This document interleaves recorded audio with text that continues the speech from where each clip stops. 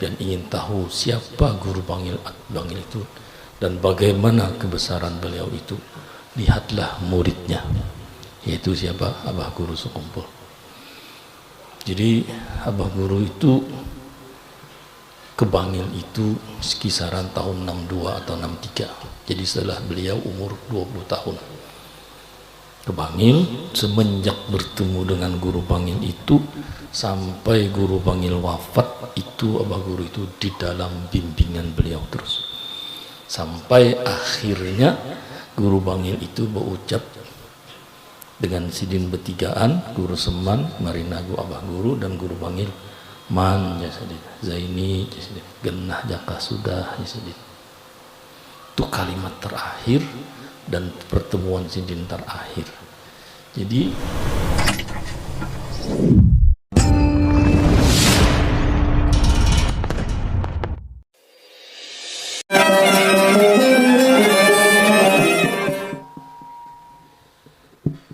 Assalamualaikum warahmatullahi wabarakatuh.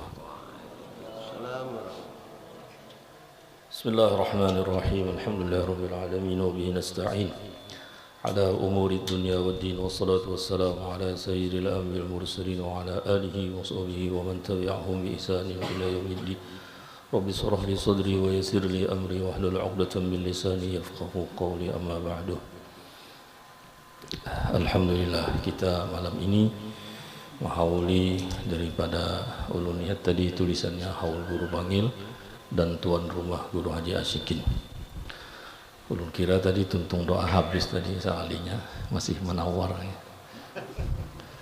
Jadi kalimatnya tadi ceramahnya, jadi mohon maaf ulun kada menceramahi pian, apalagi di sini yang tua-tua. Jadi sekedar berhubung ini malam, artinya ada dicantumkan Haul Guru Bangil, jadi sedikit ulun menyampaikan bagaimana manakib beliau. Jadi beliau itu dilahirkan sekitar tahun 1913 di Kampung Melayu. Jadi bagaimana perjalanan Guru Bangil itu dan siapa beliau itu yang lebih jelas. Kalau pian ingin tahu siapa Guru Bangil itu dan bagaimana kebesaran beliau itu, lihatlah muridnya, yaitu siapa? Abah Guru Sekumpul. Jadi Abah Guru itu ke Bangil itu sekisaran tahun 62 atau 63. Jadi setelah beliau umur 20 tahun ke Bangil, semenjak bertemu dengan Guru Bangil itu sampai Guru Bangil wafat itu Abah Guru itu di dalam bimbingan beliau terus, sampai akhirnya Guru Bangil itu berucap dengan sidin betigaan, Guru Seman, Marinagu Abah Guru dan Guru Bangil, man jasadin zaini jasadin genah jaka sudah jasadin. Itu kalimat terakhir dan pertemuan sidin terakhir. Jadi ketika kalimat itu ulun mendengar dari Abah Guru, kemudian ulun ceritakan dengan kuitan ulun itu menangis. Jadi apa? Ulun kada paham. Karena genah itu artinya sudah mantap. Itu ayat Qur'annya walaqad makanna. Jadi kalau sudah ahli tamkin dah. Jadi artinya apa? Gurunya jagar wafat. Nah disitulah jadi menangis ketika kuitan ulun itu mendengar cerita itu, dari ulun menangis. Artinya Guru Bangil itu jagar wafat. Artinya segala apa ada ilmu yang pada Guru Bangil itu sudah diserahkan kepada Guru Seman dan Abah Guru Sekumpul. Itu. Jadi kalau ingin melihat bagaimana kebesaran Guru Bangil, lihatlah muridnya. Jadi Abah ulun itu tahun 70-an itu sudah disampaikan oleh Guru Bangil bahwa Abah Guru itu menjadi orang besar. Kemudian selain daripada itu,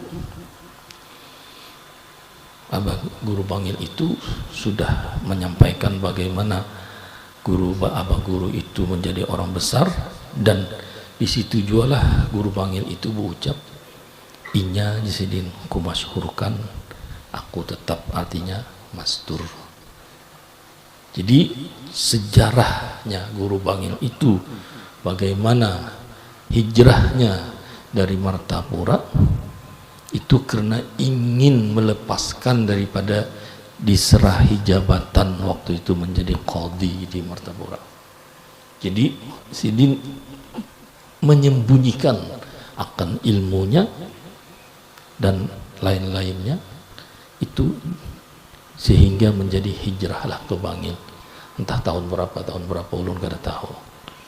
Cuman sepengetahuan ulun mendengar cerita daripada Kuitan ulun, ketika Kuitan ulun tu ni bimbai jalan Kuitan nih di higa ulun Guru Misbah ini lah. Itu tahun 1934-35 sampai bulik 46 setelah Indonesia merdeka. Itu Guru Bangil waktu sudah ada di Mekah. Ketika Guru Bangil tahun 34-35 itu di Masjidil Haram itu sudah diberi izin oleh guru-guru Sidin untuk mengajar. Jadi ada dokumen foto. Jadi Guru Bangil di tengah-tengah, lain-lainnya itu Guru Seman, Abah Ulun dan lain-lain. Ini Jar Abah Ulun ketika tuntung tamat membaca kitab Ihya Ulumuddin. Nah bayangkan ya, Sidin lahir 1913, itu foto kisaran tahun 1935. Berarti Sidin cuma umur 20 sekian aja. Artinya semenjak umur 20-an lebih sedikit itu ilmunya itu diakui oleh guru-guru Sidin, sehingga guru Sidin itu memberikan izin untuk mengajar di Masjidil Haram. Di antara guru Sidin yaitu Syekh Amin Qutbi, Syekh Ali Maliki, Syekh Umar Hamdan, Syekh Hasan Yamani, Syekh Said Yamani dan lain-lainnya.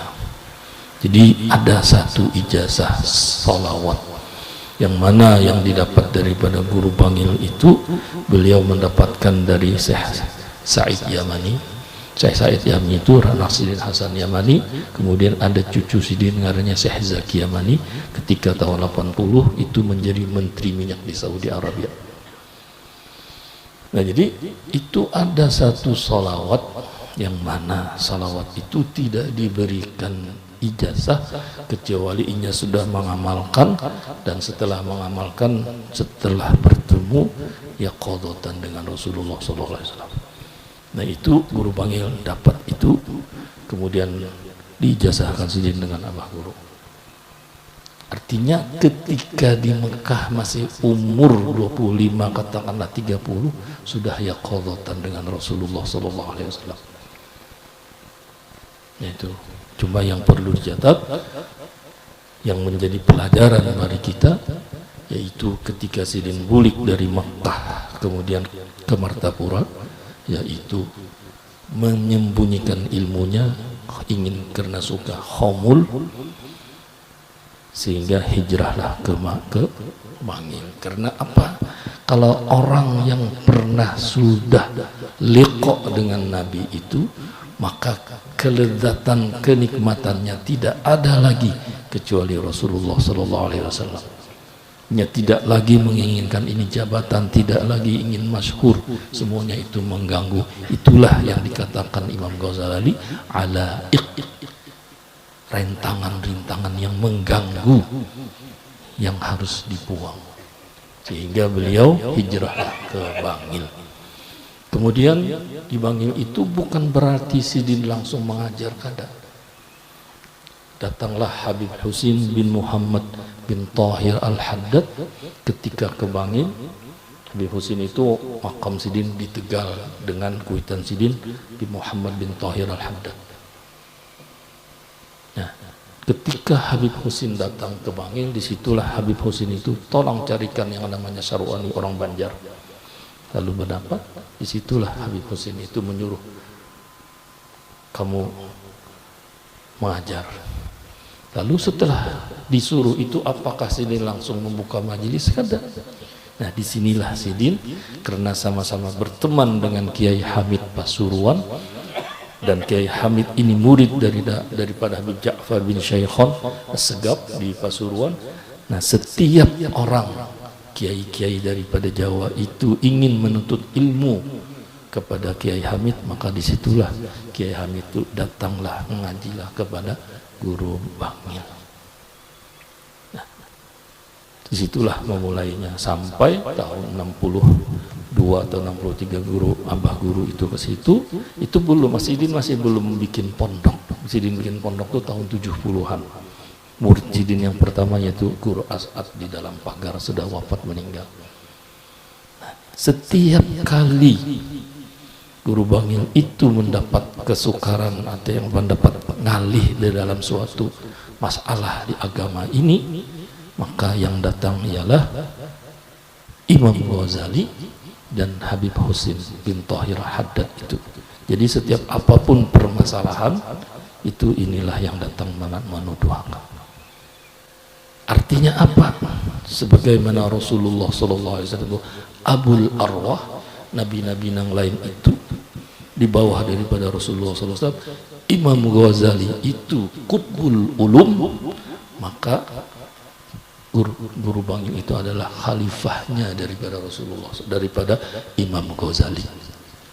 Sehingga sesuatu apapun permasalahan itu, Imam Ghazali itu datang menuduhkan, selain daripada Habib Husin bin Muhammad bin Thahir Haddad.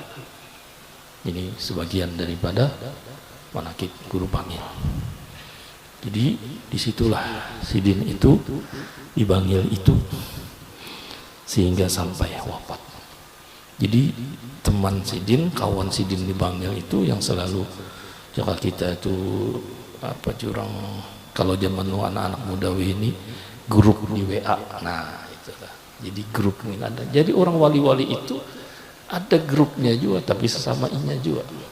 Jadi kayak Guru Bangil dengan Kiai Hamid Pasuruan, begitu ke Banjar dengan Abah Guru, dengan Guru Seman, yaitu musahabah teman-temannya.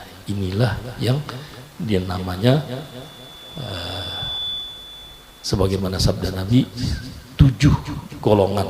Di antara 7 itu satu aja daripada itu yang mendapat kenaungan di hari di mana tidak semua orang tidak mendapat kenaungan, yaitu artinya itu tahabba billah ijtama alaih wa tafarraqa alaih.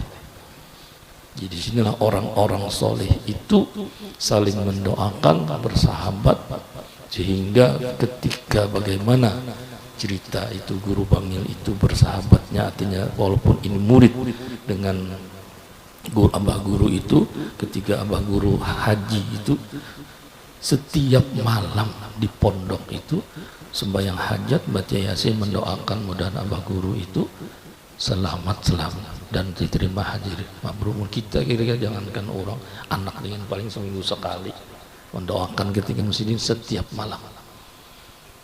Nah itu bukti orang sesama orang saleh ijtihad sahabat. Sehingga kalau baca aja di kitab-kitab artinya manaqib seperti Jami'ul Karamatil Aulia, terutama seperti Masra'ir Rawi, Sarah Ainiyah, itu pasti dulu mulai lagi halus hafizul Quran wa tasahaba, sebagaimana Habib Husin luar Batang berteman dengan siapa? Hanya dengan kainnya. Ke atas lagi Habib Abdullah Idrus dengan kuitan dan kainnya. Habib Bakar Sekran, Mintuha, Habib Umar Al-Muhdar, Kai, Habib Abdurrahman Segaf. Nah itulah. Nah orang-orang soleh itu semuanya itu sesamanya itu pasti ada. Jadi karena Rasulullah sendiri berteman dengan yang yaitu Jibril. Jadi ketika ada apa sesuatu musyawarah, ya Jibril bagaimana pilih ini antara Rasul Nabi yang menjadi raja seperti ini atau Nabiun Abdun. Jibril pilihlah Nabiun Abdun. Begitu juga orang-orang soleh itu, tapi nya saling mendoakan. Begitu ini orang yang artinya seperti Abah Guru tadi ulun, kalimatnya Abah Guru lah yang dimasyhurkan, karena inilah orang dengan suara yang merdu, dengan lagunya yang indah, nyaman didengar, ketika keluar menghadap masyarakat ini dengan akhlak yang bagus, maka inilah yang ditampilkan. Begitu juga seperti Habib Ali Sohibil Maulid itu Ini satu keluarga ini orang-orang alim, orang-orang wali semua. Tapi ketika Habib Ali ini dilihat, hingga inilah yang ditampilkan. Yang lain semuanya mendoakan. Disitulah kalimat laulal mastur lama burikal masyhur. Jikalau bukan orang-orang wali-wali yang mastur ini yang mendoakan kepada satu orang wali yang masyhur ini, semuanya itu, mereka itu semuanya itu sudah mendapatkan kenikmatan di dunia, yaitu ma'rifat kepada Allah Ta'ala. Kenikmatan nantinya di akhirat itu segala surga dan lain-lainnya itu bukan itu yang mereka cari, yaitu nazar ila wajhil karim, memandang zat yang maha suci yaitu Allah Ta'ala, tajallinya kepada siapa, yaitu Rasulullah SAW. Disinilah kata Habib Ali Istaubil Maulid, aku masuk surga itu yang kuharapkan itu bukan aku minta melihat akan mendapatkan nikmat surga itu, kenikmatan makan, bidadari dan lain-lain. Yang kuharapkan hanya satu, ialah melihat rupanya Rasulullah SAW. Di sini ketika melihat yang di akhirat itu di dunia dululah. Disinilah Guru Bangil itu masih Anum sudah melihat. Nah itu sebagian daripada cerita Guru Bangil. Nah kemudian yang perlu tadi ulun tambahi secara akhlak sidin tadi, ketujuh khomul, menyembunyikan. Pun kita ini kira-kira apa yang disembunyikan, gak ada misi apa-apa. Ya, yang sidin ada misi. Nah lalu amalan sidin apa? Yaitu kalau sidin baca salawat dalail itu sekali duduk tuh sahatam. Kada bisa memang cara kita paling per hizib, jadi seminggu hanya tuntung saya kada. Sekali duduk, dan beberapa murid sidin yang di sidin suruh amalakan itu sahatam bang sangat amalakan. Nah itu amalannya diantaranya salawat kepada Rasulullah SAW. Dan ulun doa Guru Bangil itu yang ulun lihat, dan itu juga yang disampaikan Abah Guru kepada ulun. Setiap doa, setiap surat yang mana Abah Guru itu berkiriman surat zaman 80 kan, mulai tahun 70 kan ada HP lagi, telepon pun masih orang-orang tertentu aja yang bisa telepon. Itu di dalam suratnya itu setiap kali jawaban daripada Guru Bangil mengirim surat kepada Abah Guru itu selalu tercantum doanya itu, yaitu Allahumma rzuqna at-taubata wal mauhirah wat taufiq wal hidayah wal istiqamata wa husnal khatimah wahsyurna fi zumratin nabiyyin was-siddiqin wasyuhada wa salih. Nah itu karena apa, sepengetahuan ulun itu apabila ada sesuatu antara Guru Seman dengan Abah Guru termasuk kuitan ulun, ada sesuatu lalu dibenak-unakan ke Guru Bangil, lalu kemudian Guru Bangil itu menjawab suratnya itu di akhir itu pasti ada itu. Mudah-mudahan Allah memberikan kita at-taufiq wal hidayah itu di isi suratnya. Nah itu sebagian daripada cerita Abah Guru Bangil. Nah mudah-mudahan kita semuanya itu, kita bukan orang soleh, orang alim, tapi kita mengharapkan dengan berkat orang alim dan orang soleh itu keampunan daripada Allah Ta'ala. Tapi yang lebih ampuh lagi mendapatkan keampunan itu, yaitu dengan perantara Rasulullah SAW. Sebagaimana di dalam kitab Tanbihul Ghafilin lil Imam Abil Khais As-Samarqandi, di situ diceritakan bahwa ada satu ulama yang terkenal yang namanya Sufyan Ats-Tsauri. Sufyan Ats-Tsauri ini zamannya Imam Abi Hanifah. Ini termasuk ulama yang melarikan diri menjadi buronan ketika waktu itu Raja Amirul Mukminin di saat itu ingin menjadikan Sufyan Ats-Tsauri itu menjadi seorang seperti mufti lah di kerajaan itu, sehingga beliau menolak dan akhirnya melarikan diri. Nah, Sufyan Ats-Tsauri ini di dalam kitab Tanbihul Ghafilin itu ketika sedang tawaf di Masjidil Haram melihat akan seorang anak muda ini selalu membaca salawat kepada Rasulullah SAW. Akhirnya Imam Sufyan Ats-Tsauri ini, ya rajul, yani wahai laki-laki, qad tarakta tasbih wa qad tarakta tahlil. Ikam ini jika bahasa kita Banjar, tawaf ini kada ada bacaan tasbih subhanallah, kada ada bacaan tahlil dan doa dan lain-lainnya, cuman hanya salawat. Jadi jangan laki-laki yang anak muda siapapun yang ini banyak ada tahu di tuan guru juga banyak deh. Ringkasnya itu akhirnya Sufyan Tsauri itu memperakulah Sufyan Ats-Tsauri. Lalu laulaka, jikalau bukan engkau aku tidak menceritakan kenapa aku sehingga membaca salawat, hanya salawat hanya satu macam. Jadi ceritanya itu aku dari negeriku, dari kampungku, dengan berangkat dengan orang tuaku menuju Mekkah ini ingin melaksanakan haji. Di perjalanan beberapa kali singgah, kemudian singgah di perjalanan yang terakhir itu qad maridha walidi, artinya garinglah orang tuaku, sehingga garing itulah sehingga wafat orang tuaku. Ketika wafat itu rupa orang tuaku menjadi hitam semuanya seperti harang lah gitu. Nah kemudian ya menggawilah, artinya mengapani dan lain-lainnya, kemudian keuyuhan taguring. Jadi kuitannya ini meninggal, setelah meninggal itu rupanya menjadi hirang. Nah anak ini menggawi taguring, ketika diguring itu temimpi datanglah seorang laki-laki yang mana rupanya nur bercahaya, bajunya baju yang bagus dengan harum, lalu mendatangi mayat abahku ini, kemudian membuka yang ditutup ke wajah ini, kemudian memusut kepala kuitanku, sehingga setelah memusut tadi berubahlah rupa kuitanku itu menjadi putih. Nah setelah berubah tadi, setelah dipusut seorang laki-laki tadi, kemudian ini bulik, begitu ini bulik, anak berjalan bulik, tangkapnya, siapa antum? Engkau. Apakah engkau tidak tahu aku Muhammad bin Abdullah, artinya Rasulullah SAW.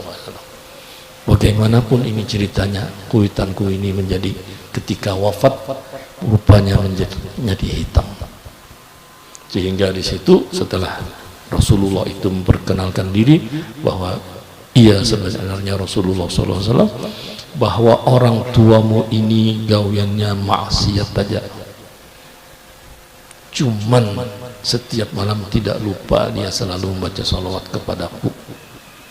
Nah itulah ceritanya, sehingga dia terbangun. Ketika terbangun dibukanya wajah kuitannya, dan itu ternyata memang benar berubah menjadi putih. Nah itulah bagaimana, inilah bukti daripada ayat Quran, walau annahum idzalamu anfusahum ja'uka fastaghfirullah wastaghfara lahumur rasul wajadullaha tawwabar rahim. Jadi bukan berarti artinya orang meminta keampunan datang cuman ke makam Rasulullah SAW aja, tidak. Ketika membaca salawat pun sama, karena ruhaninya Rasulullah SAW itu dimana orang membaca salawat kepadanya, di situ sering membaca salawat, di situ ruhaninya itu hadir, ruhaninya Rasulullah SAW. Makanya itu mohon maaf, amun bamaulud tentu beradab, jangan ketujuh buka HP aja, sedang aja sudah di rumah buka HP. Jadi tergantung bagaimana pian samuan membesarkan Rasulullah SAW, sebegitu juga pian dibesarkan oleh Allah Ta'ala. Jadi ada satu lagi cerita ini di dalam kitab Hilyatul Auliya Imam Al-Asfihani. Di situ zaman Nabi Musa ada seorang laki-laki, gawiannya apa? Cuman sekitar 200 tahun itu gawiannya maksiat saja. Kemudian meninggal. Setelah meninggal, kaum Bani Israel ini karena ini gawiannya maksiatnya, buangnya ke tempat sampah. Kalau pang dimandi, dikapani, dikubur ada. buangnya tempat sampah mazbalah. Lalu wa auhallahu ila Musa, kemudian Allah Ta'ala mewahyukan kepada Nabi Musa, wahai Musa, itu ada satu orang laki-laki meninggal, tolonglah kerjakan sebagaimana mestinya orang meninggal. Kata Nabi Musa, ya Rabb, telah bersaksi, artinya kaumku Bani Israel, bahwa orang itu gawiannya maksiat saja. Jadi biar Tuhan bujur, memang bujur ini itu. Di situ sebutannya mi'atai sana, 200 tahunan gawiannya cuma maksiat saja. Jadi jar Allah Ta'ala bujur, kesaksian kaummu itu bahwa inya gawiannya cuma maksiat saja itu bujur. Tetapi ketika inya membuka kitabmu apa Zabur, ketika di situ melihat ada Nabi Muhammad sallallahu alaihi wasallam, inya mencium, kemudian diandaknya ke dahi, dan ketika itulah karena inya mentakzimkan, membesarkan, memuliakan, sekalipun itu hanya nama daripada Nabi Muhammad sallallahu alaihi wasallam, sehingga diciumnya, diandaknya ke dahi, kemudian baca salawat, disitulah andaknya keridhaannya Allah Ta'ala, sehingga aku ampuni ya Allah Ta'ala. Nah itu kalau kita itu membesarkan, memuliakan Rasulullah Sallallahu Alaihi Wasallam. Tadi kasidah bagaimana Tamami tadi, ketika orang di padang mahsyar dengan membawa segala kebaikan bermacam-macam kebaikan, aku jar Habib Ali Sahibul Maulid cukup satu, wajahnya Rasulullah Sallallahu Alaihi Wasallam yang pernah aku lihat, wajhukal maimunu hujjatuna yauma ya'tin nas bil hujaji. Jadi semenjak inilah tanamkan diri masing-masing bagaimana kebesaran Rasulullah SAW itu. Jangan sembarangan membaca salawat itu. Kalau bang sambil berjoget, lagunya lagu dangdut divariasi, ketulahan dengan Rasulullah. Rasulullah itu sangat berjasa kepada kita.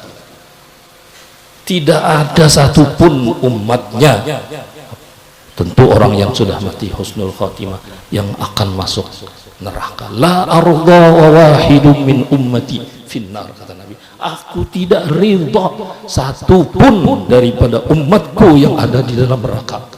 Sehingga Rasulullah tidak mau masukkan ke surga sebelum habis umatnya itu masuk surga. Itulah Rasulullah. Kita kira-kira paling sayangnya tuh kepada anak keluarga aja. Itu pun kira-kira yauma yafirrul mar'u min akhihi wa ummihi wa abihi wa sahibatihi wa bani likulli imri'in yauma idzin sya'nu yughni, di padang mahsyar masing-masing. Nah itu bagaimana tergantung semuanya, bagaimana membesarkan Rasulullah SAW. Di situ juga kedudukannya. Allah Ta'ala membesarkan, memuliakan kepada hambanya. Mungkin kira-kira itu aja gin sudah cukup apa yang bisa ulun sampaikan. Mudah-mudahan terutama diri ulun sendiri, mudah-mudahan itu bagaimana Allah Ta'ala berkat awliya sholihin, terutama Rasulullah sendiri, Allah Ta'ala memberikan kepada kita semua, sehingga hati kita benar-benar membesarkan kepada Rasulullah SAW dan memperbanyak salawat kepada Rasulullah SAW, sehingga segala perkara kita dimudahkan oleh Allah Ta'ala, segala dosa kita diampuni oleh Allah Ta'ala, segala hajat kita dikabulkannya, diselamatkannya di dunia dan akhirat. Yang terutama, yang terpenting ialah ketika sakaratul maut, yaitu Rasulullah itu menyelamatkan kita daripada was-wasnya syaitan, sehingga bisa membaca 2 kalimat syahadat dalam keadaan mati beriman, husnul khatimah. Assalamualaikum warahmatullahi wabarakatuh.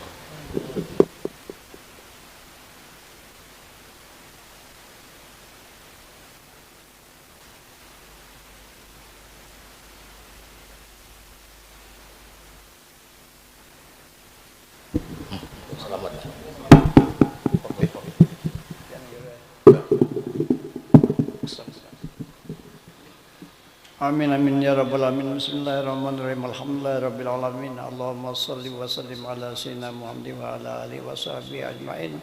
Allahumma ighfir lil muslimin wal muslimat wal mu'minina wal ahya'i minhum wal amwat اللهم اكتب بالسلامة والعافية اللهم اكتب بالسلامة والعافية على من حضر وعلى من غبنا وعلى جميع المسلمين برحمتك يا أرحم الراحمين اللهم استجب دعانا واشف مرضنا وارحم أمواتنا ويسر أمورنا واقضي حاجاتنا والمسلمين اللهم آت أنفسنا تقواها وزكها أنت خير من زكاها أنت وليها ومولاها اللهم إنا نرجوك من علم لا ينفع ومن قلب لا يخشع ومن نفس لا تشبع ومن دعوة لا يستجاب لها برحمتك يا أرحم الراحمين ربنا هب لنا من أزواجنا وذرياتنا قرة أعين واجعلنا للمتقين إماما ربنا آتنا في الدنيا حسنة وفي الآخرة حسنة وقنا عذاب النار وصلى الله على سيدنا محمد وعلى آله وصحبه وسلم بفضل سبحانك رب العزة عما يصفون وسلام على المرسلين الحمد لله رب العالمين. تقبل الله منكم.